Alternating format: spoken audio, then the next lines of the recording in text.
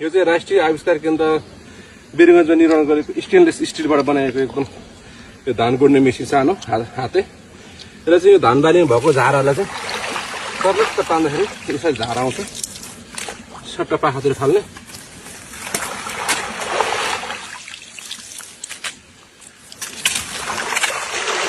एकदम राम्रो छ काम गर्दैछ यो हामीले धानको बीजलाई गाबलाई पनि यसरी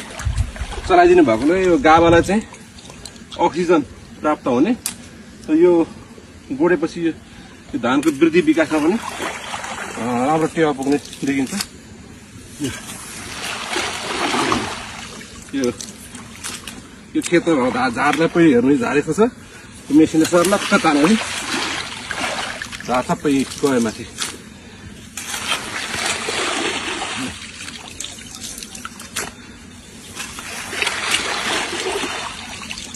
यो चाहिँ हामीले आफै ट्रायल गरेर हामीले बिक्रीको लागि राखेका छौँ यो एक पिसको मात्र